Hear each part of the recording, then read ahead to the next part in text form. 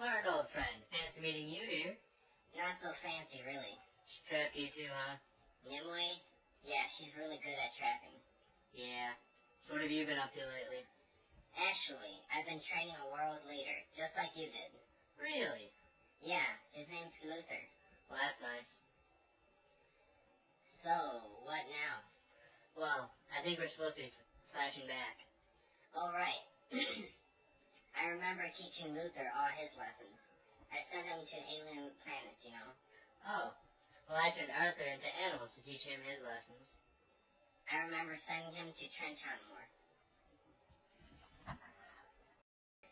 Luther's goal on the harsh terrain of Trentonmore was just to survive. He had to run many miles to his spaceship to escape.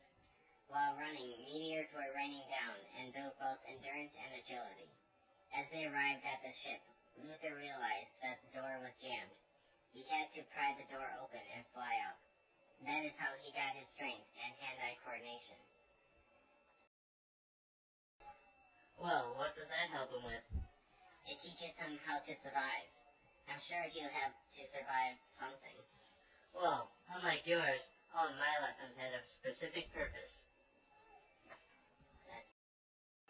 I turned him into many animals. First into a fish so that he could learn to swim and be agile. Another time I turned him into a goose so that he could fly the Great Migration and get endurance. One of the last times I turned him into something. It was a badger. This is when he learned to dig. This gave him strength. After all of those, he was able to pull the sword from the stone easily. Pulling the sword from the stone is easy. What Luther had to go through is much harder. It also taught him how to be king, you know. Not as much as my other lessons taught Luther how to be a world leader. Well, what did you do?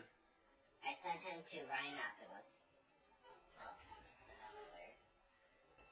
The people of Rhinopolis are extremely emotional. So emotional that they are constantly fighting over what land is whose. Everywhere means something special to everyone. Not only that, but the people of Rhinopolis are very big and not too bright. Anyways, while Luther was there, he had to stand up to the Rhinopolians because he couldn't step anywhere without being accused of stealing land. Eventually, he outsmarted the giants and became the king of Rhinopolis. Well, what did that teach him?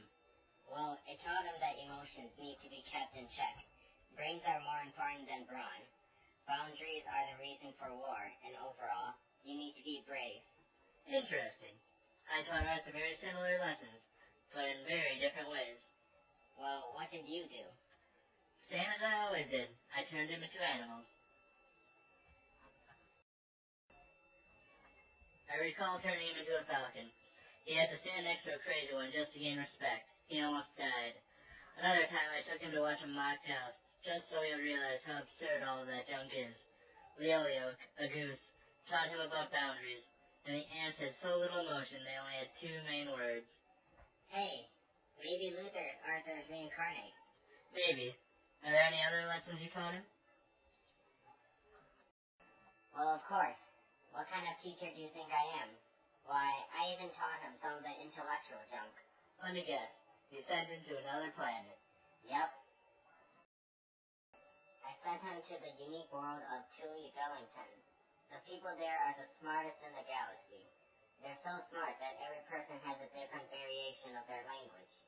Not only that, but they have gadgets that people of Earth will never invent. When Luther arrived, he had to come up with a way to communicate with them. He decided to use their technology to make a device that could translate by the tone of their voice. When he finally got it working, he went to the elder of the colony he was in, and he taught Luther everything about war. I mean, everything. I don't see how any of that could help him, besides the knowledge of war. Isn't it obvious? He learned to problem solve, can now talk in alien language, and since he is the future leader, he needs to know technology in and out. I told you that I was a better teacher.